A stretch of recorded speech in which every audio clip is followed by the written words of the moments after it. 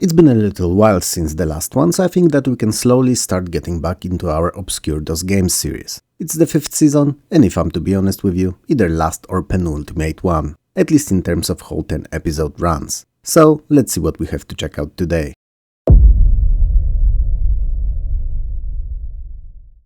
Power Dolls, so Power Detachment of Limited Line Service, is a hex grid turn-based tactical strategy. It takes place in the year 2535, so far, far, far away in the future, on the planet Omni that has declared the independence from Earth. Naturally, as history has shown us, people are not keen on parts of the empires, remote or not, seeking individual existence outside of its governing forces. So, Terran armies are sent out to Omni to reclaim it. You play as a mastermind behind the defensive efforts, and you have access to a whole squadron of titular Power Dolls, which they happen to be them exactly both in person and as an acronym. So, it's an all-female military group piloting giant mechanized battlesuits against Earth invaders. The game is composed out of 9 missions of various objectives, ranging from destroying convoys through stalling enemy forces' advances, all the way to rescuing of captured military personnel. There are 21 different female pilots of various stats and specializations, 7 mech battlesuits fitting different combat purposes, 4 types of aircraft, artillery and 16 kinds of weapons. So a lot. The gameplay is kinda similar to tabletop Battletech, with each turn representing 5 minutes of in-game time. Missions overall can take several in-game hours to complete and reward progression and pilot graphics upon completion. Each action, be it movement, attack or anything else, takes a certain portion of action points to perform, and your pool of this per unit is dependent on the pilot and the suit that she's in. Generally speaking, combat, given the presentation, is surprisingly strategic, splitting battles into phases. So, for instance, deployed air support may take time to reach the gameplay area when requested, and they don't appear instantly as if they were teleported. Even more so, both fighters and bombers can only stay in the air for a few hours before having to return to base to refuel, so they're never really a backbone of your tactics, but rather a support unit that you hope can complete their attacks successfully before needing to come back to the base. And that's not easy either, as the enemy keeps moving, so instead of aiming at them, you should aim where you expect them to move to. Despite its presentation, Power Dolls is a rather deep and intricate title that will no doubt provide a lot of fun for all fans of tactical wargames.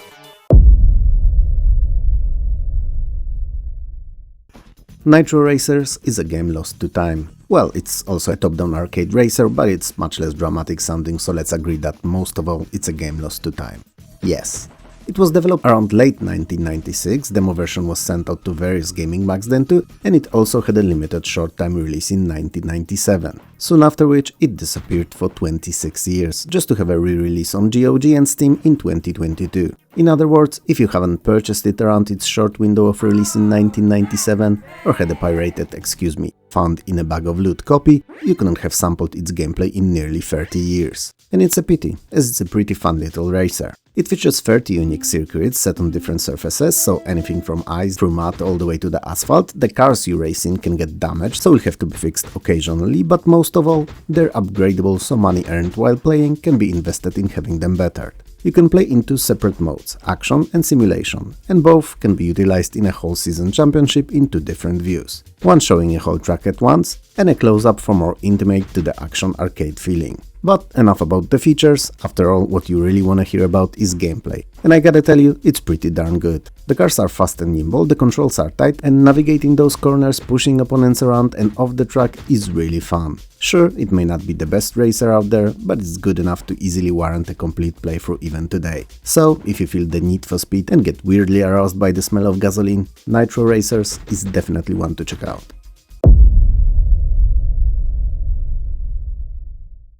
Necromantics aka Magician's Castle is a unique and fun action-adventure platformer, with an emphasis on the non-platforming parts of it. And it's an 8-bit feeling game despite its very modern, very colorful presentation. It takes place in an old and mysterious castle in which various odd magical things seem to take place. Flying candles, hovering platforms, walls of fire, typical haunted magic castle stuff. You play as an invisible, bodiless magician wearing high hat, shoes and gloves, and are armed with nothing. No, really, you've nothing to attack or defend yourself with. And you know why? Because you're not a mage, you're a magician. Oh my god, I promise you that one of those days in the far off future one of my stupid jokes will eventually land. You can count on it. Not today though. Anyway, you must navigate series of rooms, avoiding various enemies like spiders, flying swords and the likes, and environmental dangers too. And since we're on the subject of environments, there's quite a lot of environmental puzzling in Necromantics. You'll need to locate and switch levers, search for diamonds and magic juices, and all these will influence the castle rooms and what's in them in different ways, often opening new passages or allowing you to progress further. So, why are in the castle anyway, you may wonder? Well, once upon a time, two brothers, coincidentally both being powerful magicians, so strong in the arms and not the arts, as while mages have true power, magicians have sleight of hand and distraction, and one of them accidentally erased the body of another. How did he do it having no powers at all? We will never know, as the intro never bothers to explain. Well, truth be told, it kinda assumes use of real powers, but you and I know better, right? And we know that magicians thrive on rabbits taken out of hats, cards sticking out of sleeves, and various different tricks usually involving large boxes and sharp saws. They don't dabble in the mystical arts whatsoever. Still, you're said bodiless magician and you have to traverse the castle to recover it. Necromantics is a simple in its design game, but a pretty fun fare for a single playthrough despite that.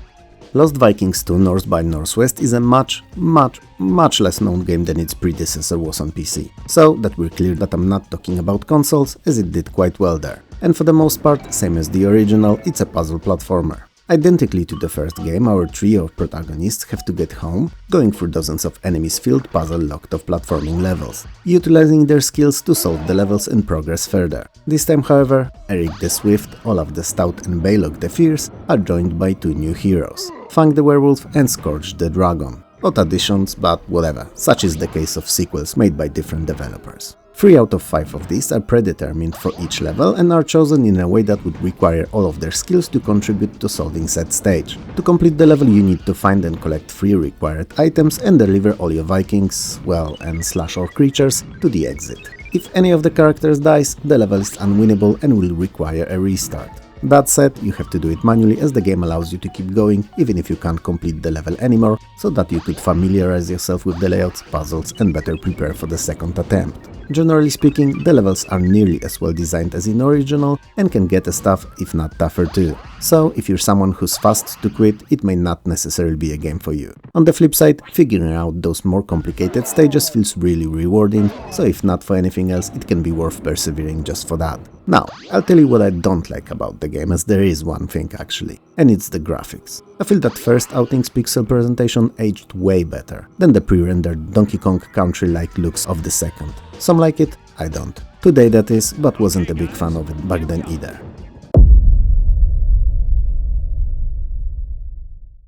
Nova 9 is a sequel to earlier Stellar 7 and oh my days, it has a whole lot of plot for a glorified tad modernized battle zone. But let me try to bring you up to speed. So, the villain of the first game, Gear Draxon, whose name sounds like an exotic disease you get from visiting unlicensed massage parlor, survived the events of that title and crash-landed on an alien planet. He found a mysterious, powerful artifact there that allowed him to mind control others. With its help, he aims to rebuild his interstellar empire of evil, and that would be an awesome name for a follow-up to Star Wars' original trilogy. Anyway, you, playing as a universal badass Captain John Alex, a cousin of Commander Peter Thomas, who in turn is a friend of General Bruce William, that knows no other than Admiral Michael Andrew. Jump into your brand new Raven 2 tank and we'll have to go through 9 thematically different star systems, defeating various aliens and their crafts until you finally end up facing Gear Draxon himself in his super tank. All planets are rather flat, with some sporadic rock or flora formations here and there, and are not very well designed. Early 3D tech may have been the limiting factor here, but I'm just saying. You can collect and carry up to 9 power-ups, that then can be used by you whenever you feel like it, and have a double-shot cannon with unlimited ammo at your disposal. Every now and then, on each planet, you'll find a warp allowing you to transport back and forth between it and your base, so you'll be able to jump back to repair or upgrade your tank when needed. Damage can cause your tank to have some of its slots for upgrades taken out of commission and your movement and turning capabilities reduced considerably, so it's best to try to keep it under control and not get out of hand. Nova 9 is a very decent first-person perspective vehicular shooter that I completely don't care about. And while I can objectively appreciate it for what it is, I never really liked it.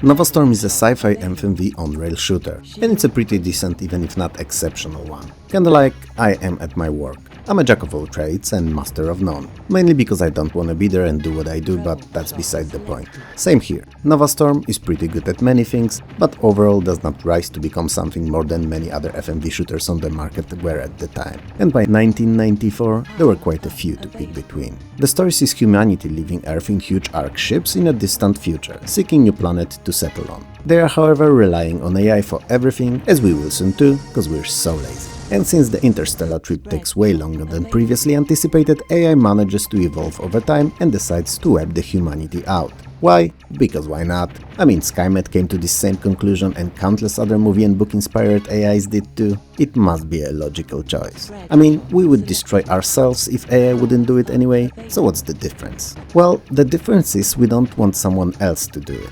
We want it to happen slowly, systematically, by destroying nature and everything around, especially all that sustains our lives, and not for it to happen in one sweep move. If anyone's gonna bring doom to humanity, it better sure as hell be ourselves. So, not to let any silly AIs do it, we've sent our so-called Scavenger Force Squadron, in which our top pilot is no other than you. Our bright star, savior and hero extraordinaire all rolled into one. And you will have to fight your way through 4 large differently themed levels, each ending with a boss fight.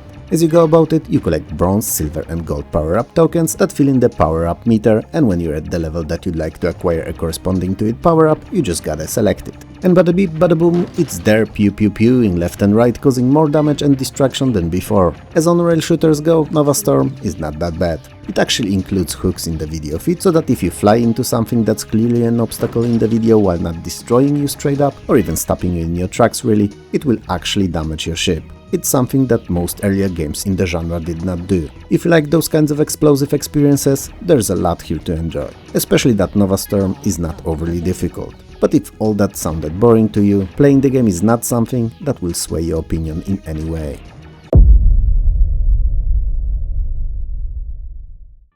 Offensive is an offensive attack.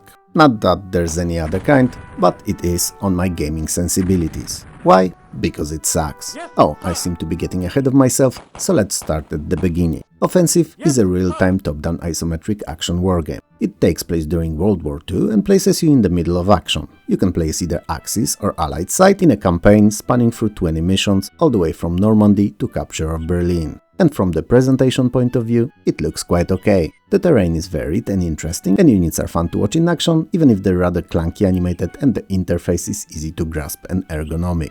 Sadly, that's where the positives end. The gameplay is not very fun and feels a little like cannon fodder if cannon fodder would be devoured of all fun, fluidity and spirit. While there are 15 types of units available, from infantry through armored trucks all the way to the tanks, offensive feels lacking. Combat looks like units flailing at each other in a jumbled mess until one of them explodes. Yes, explodes in a fiery blaze. And overall, it seems like the game is set up in a way that it's easier to win at combat the less you actually try to do so. So, if you charge at the enemy, try to approach them tactically, flank them and such, you'll do worse than just standing there at the mission start and waiting for the opponents to come at you. I mean, it may just be me misremembering things, but I feel that I'm not that far off either way. Even if you would want to behave offensively, like the title suggests, then there's not that much to do. You can order your units to attack, hold area and retreat, with the last two not being usable at all as the game never really calls for that. So, if realistically speaking only attacking makes sense in offensive, you could theoretically play it similarly to cannon fodder, charging in and killing everything in your way. But you can't really. The gameplay is slow, units move as if they were going through a puddle of mud, and the map feels rather empty. I can't recommend Offensive to anyone, as it's not a great title, but if you're interested in it from a purely historical point of view, then check it out. Other than that, it's definitely one to skip.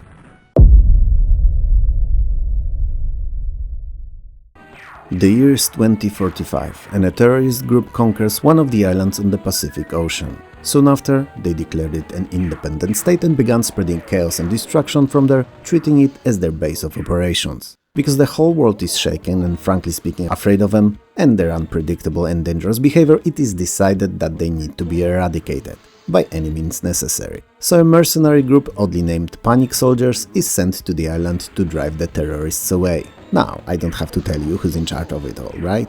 it's you again. I mean, who else would save us? Panic Soldier is a tactical real-time strategy that completely omits the aspect of base building and focuses on combat and individual pilots only. In fact, it's so laser focused on them that before each and every mission you pick robots, well, mechs really for your units, their armament and then said units. So pilots that will sit in the mechs and drive them to your unquestionable victory. And it's the combination of these mechs, pilots and their stats that will ultimately determine how well during the missions you'll do. Each of the pilots has their own unique stats of defense, attack and accuracy, and after successful missions they earn experience points and increase their attributes. Fulfilling mission objectives in turn rewards you money, for which you can buy new robots or upgrade the ones that you already have. The focus on singular units rather than the whole armies makes Panic Soldier kinda feel like cannon fodder. And yes, I know I said the similar thing about our previous game Offensive, but where it failed, so gameplay and fun factor, Panic Soldier does not, and offers very decent and enjoyable loop, even if it's not exceptional in any real way. In short, Panic Soldier is well put and enjoyable for a single playthrough real-time strategy / squad tactics mixture that may not have been worth a whole price upon its release, but is more than worth your time today. At a discount price it can be purchased at or even downloaded for free off the internet.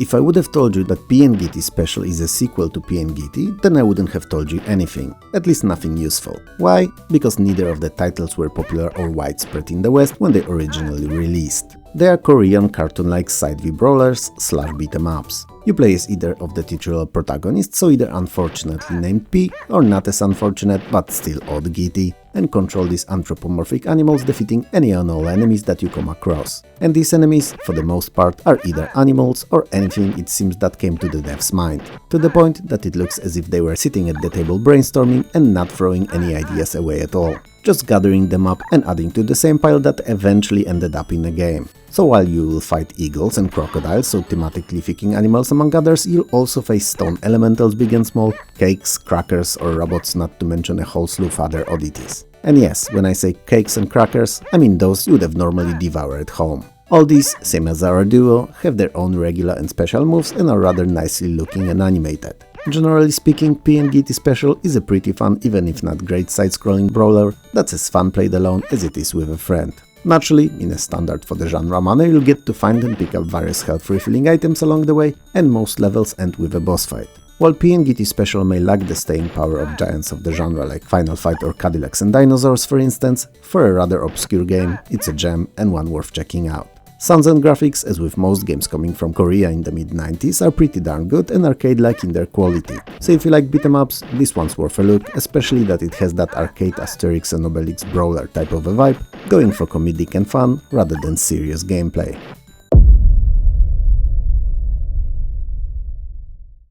If you ever had a Nokia phone in the 90s, this one requires no introduction. Pizza Worm is your classic Snake game, but modified. And it's as simple and arcade at its heart idea as they come. You play as a worm and you, well, eat pizzas. I mean, who doesn't like pizza, right? And every time you do, you grow, and by grow I mean that your tail gets longer. And you have to eat as many of these pizzas amassing points as it's possible without ever crashing into your own tail or the walls. And the bigger the pizza eaten, the longer your worm will get.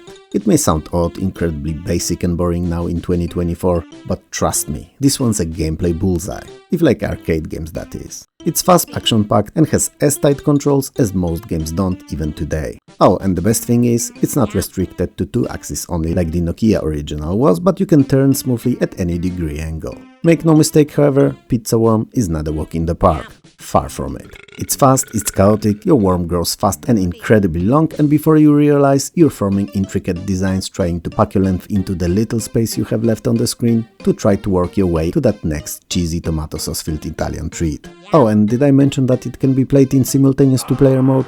Yep, and it's even more fun, crazy and difficult then. Pizza Worm was a freeware release, and as such, at the price of exactly $0.00, its fun-to-price ratio is over the roof, and way higher than that of any other game in today's video.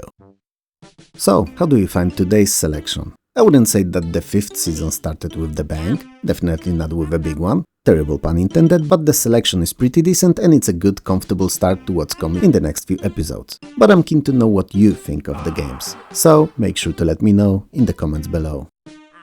If you like the video, hit those like and subscribe buttons below. Smash them if you have to, it helps more than you could ever know. Also, I would like to thank you and all my amazing Patreon and YouTube members for helping this channel keep going. And last but definitely not least, I would like to thank all the wonderful folks who record and upload playthroughs, let's plays and other retro-centric videos here on YouTube, because they help to preserve the games that would have otherwise belonged forgotten. So thank you.